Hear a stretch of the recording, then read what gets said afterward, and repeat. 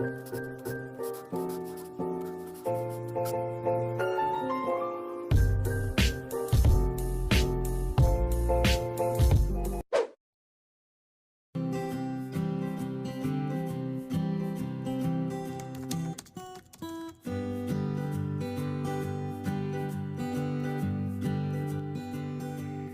semua, sebelum kita memulai penjelasan dari isi video ini, apa ada yang tahu apa itu perencanaan dan administrasi pembangunan?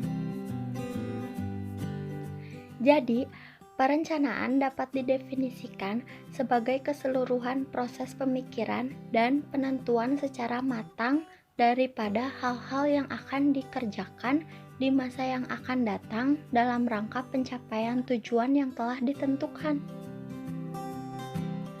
Sedangkan definisi administrasi pembangunan menurut beberapa ahli sebagai berikut. Menurut Mustofa Dijaja 1976, administrasi pembangunan adalah ilmu dan seni tentang pembangunan suatu sistem administrasi negara dilakukan sehingga sistem administrasi tersebut mampu menyelenggarakan berbagai fungsi umum pemerintah dan pembangunan secara efisien dan efektif. Menurut J.B. Kristadi 1998, administrasi pembangunan adalah administrasi negara yang mampu mendorong ke arah proses perubahan, pembaharuan, dan penyesuaian serta pendukung suatu perencanaan. Menurut Sondang P. Siagian tahun 1982, administrasi pembangunan adalah seluruh usaha yang dilakukan oleh suatu masyarakat untuk memperbaiki tata kehidupan dalam rangka usaha pencapaian tujuan yang telah ditentukan sebelumnya. Tujuan dan fungsi administrasi pembangunan.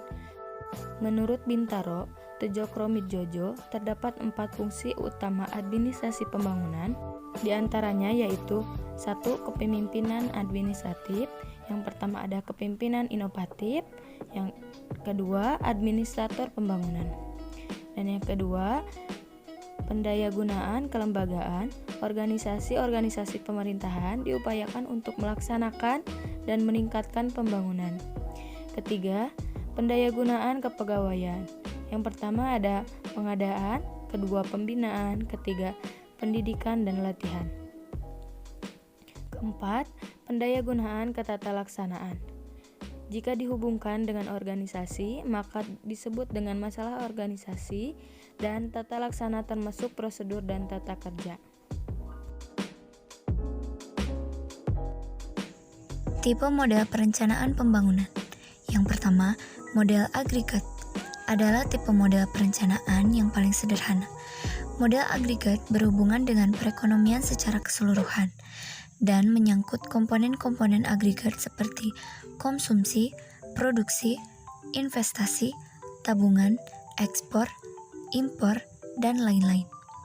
Yang kedua, perencanaan sektoral adalah perencanaan yang dilakukan dengan pendekatan berdasarkan sektor. Yang dimaksud dengan sektor adalah kumpulan dari kegiatan-kegiatan atau program yang mempunyai persamaan ciri-ciri serta tujuannya. Yang ketiga, penilaian proyek dan analisis manfaat biaya sosial. Model pertumbuhan makro menyusun strategi yang luas yang bila disertai dengan analisis output-input akan pelaksanaan upaya pemenuhan target sektoral domestik secara konsisten. Yang keempat, model pendekatan antar industri adalah pendekatan terhadap perencanaan, yaitu model antar industri di mana dari kegiatan seluruh sektor ekonomi yang produktif yang saling berkaitan satu sama lain. Nah, teman-teman, dari penjelasan video ini dapat disimpulkan bahwa administrasi pembangunan adalah cara yang dilakukan pemerintahan mengisi peranan dominan di dalam proses pembangunan secara keseluruhan. Ini meliputi prosedur-prosedur teknis dan pengaturan organisasi yang dilakukan pemerintahan dalam mencapai tujuan pembangunan. Nah, dari sini kalian sudah tahu kan apa itu perencanaan dan administrasi pembangunan. Semoga video ini dapat menambah wawasan kalian tentang perencanaan dan administrasi pembangunan. Jangan lupa like, subscribe, and komen video ini ya. Terima kasih.